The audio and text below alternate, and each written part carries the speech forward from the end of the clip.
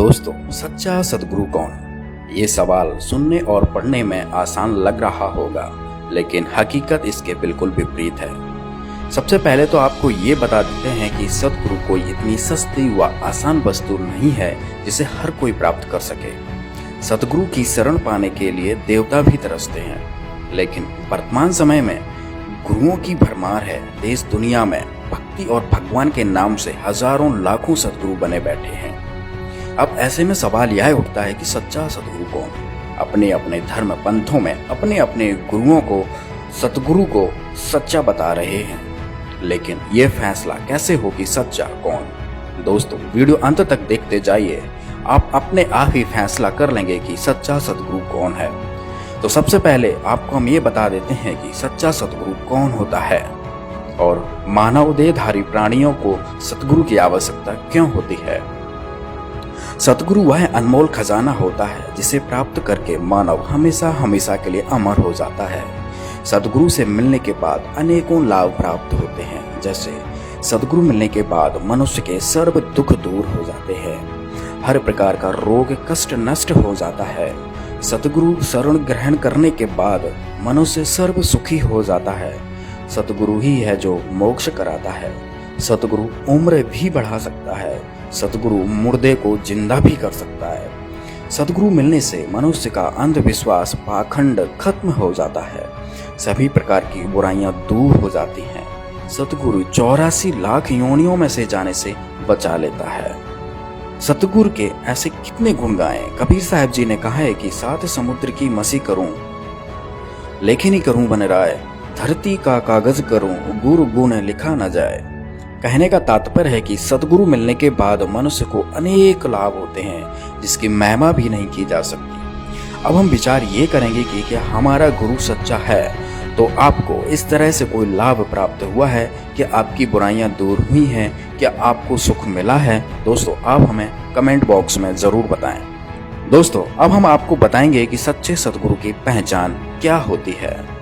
वेदों, गीता आदि में पवित्र सद्ग्रंथों में प्रमाण मिलता है कि जब जब धर्म की हानि होती है व अधर्म की वृद्धि होती है तथा वर्तमान के नकली संत महंत गुरुओं द्वारा भक्ति मार्ग के स्वरूप को बिगाड़ दिया गया होता है, फिर परमेश्वर स्वयं आकर या अपने परम संत को भेजकर सच्चे ज्ञान के द्वारा धर्म की पुनः स्थापना करता है। और इसकी पहचान यह बताई है कि वर्तमान धर्म गुरु उसके विरोध में खड़े हो जाते हैं, राजा प्रजा को गुमराह करके उस पर अत्याचार करवाते हैं। सच्चे सद्गुरु की पहचान में कबीर साहब जी ने बताया है कि जो मम संत सत उपदेश दृढ़ावे, वाके संग सब राड़ बढ़ावे। अर्थात जो सच्चा सद्गुरु होगा, जो सच्चे ज्ञान को देगा, उसके साथ सभी झगड़ा करेंगे। दूसरी पहचान है कि सच्चे सद्गुरु को सभी धर्म ग्रंथों का ज्ञान होता है। गरीबदास जी अपनी वाणियों में कहते हैं कि सद्गुरु के लक्षण कहूँ, मधुरे बैन विनोद, 4 वेद 6 शास्त्र कहें 18 बोध। अर्थात जो सद्गुरु होगा उसको सभी शास्त्रों का, सभी धर्म ग्रंथों का, जितने भी दुनिया में सद्ग्रंथ हैं, सबका ज्ञान होता है। तीसरी पहचान बताई है कि सच्चा सद्गुरु एक दिन में 3 समय की साधना बताता है। इसका प्रमाण यजुर्वेद अध्याय 19 मंत्र 26 में प्रमाण मिलता है। चौथी पहचान बताई है कि जो सच्चा सद्गुरु होगा वो 3 प्रकार के मंत्रों को 3 बार में उपदेश करेगा। इसका विवरण गीता जी में भी है, कबीर सागर में भी है और वेदों में भी है। पांचवी पहचान बताई है जो कि सबसे महत्वपूर्ण है और बहुत ही आसान है, जिससे आप नकली और असली की पहचान कर सकते हैं। कबीर साहब जी बता रहे हैं, संतो सतगुरु मोय भावे, जो नैनन अलख लखावे, ढोलत डिगे न बोलत विसरे, सत उपदेश दृढ़ावे, आँखें न मूंदे कान न रूंदे, ना अनहद उलझावे, प्राण पूंज क्रियाओं से न्यारा, सहज समाधि बतावे। अर्थात जो सच्चा सद्गुरु होगा वो किसी भी प्रकार का कीर्तन, नाच गाना, मेडिटेशन, आंख बंद करवाना, कान बंद करवाना, श्वासों के द्वारा क्रियाएं करवाना, ये कुछ नहीं बताएगा। छठवीं पहचान बताई है कि सच्चा सद्गुरु वह होता है जो आपको 2 अक्षरों की जानकारी देता है। जय पंडित तू पढ़िया, बिना 2 अक्षर 2 नामा, प्रणवत नानक एक लंघाए, जे कर सत्य समावा। इधर गुरु नानक जी बता रहे हैं कि जो सच्चा सद्गुरु होगा वो आपको 2 अक्षर की जानकारी देगा। कबीर साहब जी ने भी कहा है कहें कबीर अक्खर दो भाख, होगा खसम तो लेगा राख। ये भी सच्चे सदगुरु की पहचान बताई है। सातवीं पहचान बताई है कि जो गीता अध्याय 15 के पहले श्लोक में लिखा हुआ है, जो इस संसार रूपी उल्टे हुए वृक्ष की संपूर्ण जानकारी दे देगा, वह सच्चा सतगुरु है। सतगुरु की और भी कई पहचान बताई गई हैं, लेकिन अभी हम इन्हीं बिंदुओं के आधार पर सच्चे सतगुरु की तलाश करेंगे। सच्चे गुरु की तलाश में दुनिया भर के गुरुओं की लिस्ट बनाई और उनके समर्थकों के साथ संपर्क साधा। हमारे शास्त्रों में जो सच्चे सतगुरु की पहचान बताई है, वो एक एक से सभी धर्म गुरुओं पर फिट बैठाने की कोशिश की, तो एक महापुरुष को छोड़कर सतगुरु की पहचान किसी पर भी फिट नहीं होती है। कोई मेडिटेशन करवाता है तो कोई नाच गाना करवा के भजन कीर्तन करवाता है, और इन गुरुओं में से कोई भी 3 बार की साधना नहीं बताता है और 3 बार में कोई मंत्र नहीं देता है। इन सभी धर्म गुरुओं का कोई भी जनता द्वारा ज्ञान का विरोध नहीं किया गया, और इनमें ऐसा कोई भी गुरु नहीं था जिसको 4 वेद, 6 शास्त्र, 18 पुराण, कुरान, बाइबल आदि सभी धर्म ग्रंथों का ज्ञान हो या ज्ञान खोला हो। और इनमें से ऐसा कोई भी नहीं था जिसको 2 अक्षर का भेद हो, जिसको 2 अक्षर की जानकारी हो। दूसरी तरफ सच्चे सतगुरु की पहचान में संत रामपाल जी महाराज पर एक एक पॉइंट सही फिट बैठा। तो आइए देखते हैं। जो सबसे पहला पॉइंट कि जो सच्चा सतगुरु होगा उसके साथ लोग झगड़ा करेंगे, उनके ज्ञान का विरोध करेंगे।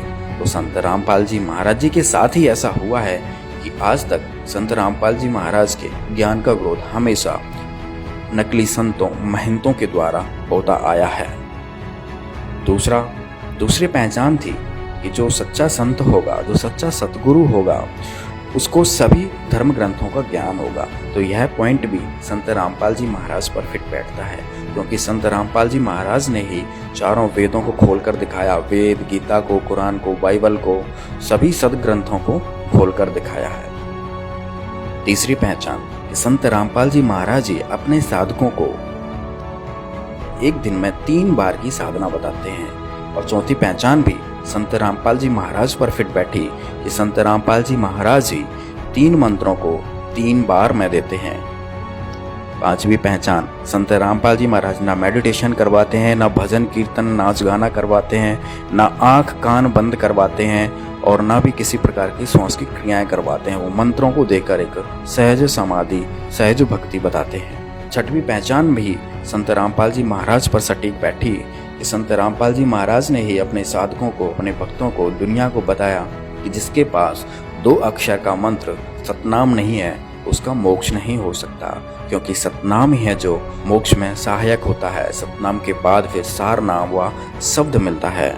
और 7वीं पहचान जिसमें बताया गया है कि जो उल्टे लटके हुए वृक्ष की पूरी जानकारी दे देगा, वो सच्चा सतगुरु होगा। तो इतने धर्म गुरुओं में आज तक कोई भी 15वें अध्याय के पहले श्लोक को नहीं खोल पाया है, और न किसी ने इस श्लोक की व्याख्या की है। संत रामपाल जी महाराज ने ही 15वें अध्याय के प्रथम श्लोक 1 से लेकर 4 तक सबको खोल के बताया कि उल्टा लटका हुआ वृक्ष कौन है, जड़ कौन है, तना कौन है, पात कौन है। कबीर साहब जी ने भी कहा, अक्षर पुरुष एक पेड़ है, निरंजन वाकी डार, और तीनों देवा शाखा है, ये पात रूप संसार। तो संत रामपाल जी महाराज ने ये भी ज्ञान खोल दिया।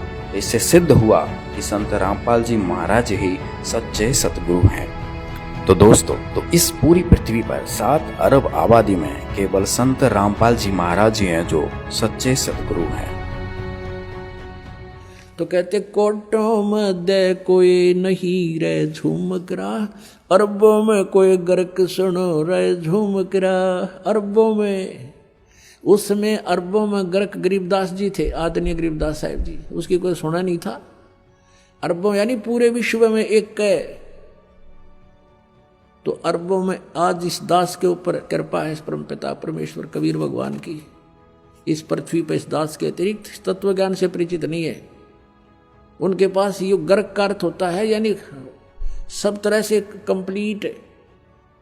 जो कह रहा अच्छा गर्क है भाई, यानी कोई चीज को ठोक ठोक कर रखा हो ना बोरी में, जो कति गर्क ठोक रखा भाई, खांड में रखी हो और भी हो।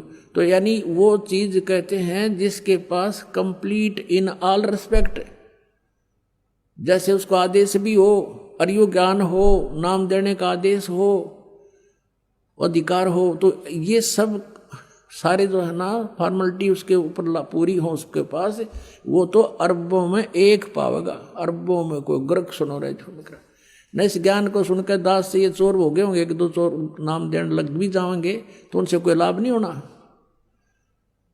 क्योंकि वो अधिकारी नहीं है। अब जैसे पुण्यात्माओं, जब राजा परीक्षित को 7वें दिन सर्प ने डसना था और व्यास जी ने श्रीमद् सुधा सागर यानी श्रीमद् भागवत सुधा सागर का लेखन कार्य किया था, राइटर था उसका वो, उसने भी ये कह दिया था कि मैं अधिकारी नहीं हूं ये कथा सुनाने का। और वहां और भी जितने ऋषि महर्षि थे सब ने पल्ला झाड़ दिया कि नहीं, हम किसी के जीवन के साथ खिलवाड़ नहीं कर सकते।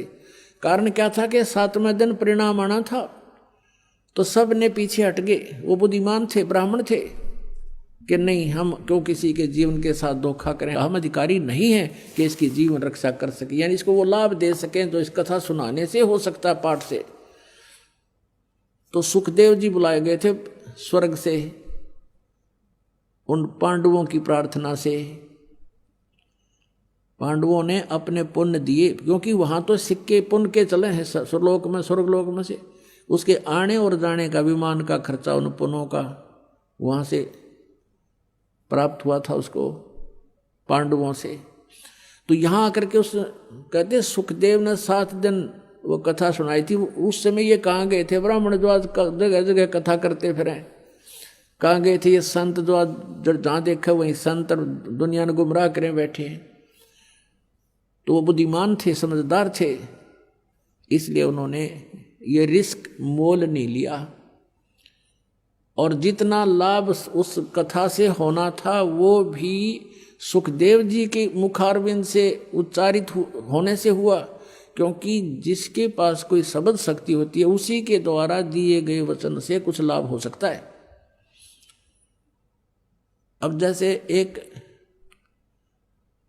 कोई कार्य हो रहा था सड़क का, सड़क बना रहे थे, तो वहां एक आम व्यक्ति जाकर कहता है कि तुम ऐसा कर दो, वो नहीं कर रहे थे और अधिकारी के पास उन्होंने प्रार्थना की, अधिकारी नाते कहा कि तुम ऐसा कर दो, तो उस अधिकारी के कहते उन वर्करों ने वैसे ही कर दिया, क्योंकि अधिकारी के वचन में शक्ति थी और उनके वचन में शक्ति नहीं। तो ऐसे ही परमात्मा से जो कनेक्टेड है, सरकार का जो व्यक्ति हो गया यानी जो उसका नौकर है, उससे ही आगे काम हो सकते हैं, आम व्यक्ति के कहने तो वो कार्य नहीं हो सकते, इतना समझ लेना। तो इस प्रकार हम अब जो कथा करते फिरते हैं, तो गरीबदास साहब ने कहा था ये पैसे ऊपर नाच सुनो रहा जो मकरा, इन्हें कथा से कोई लेना देना नहीं, पैसे चाहिए इनको।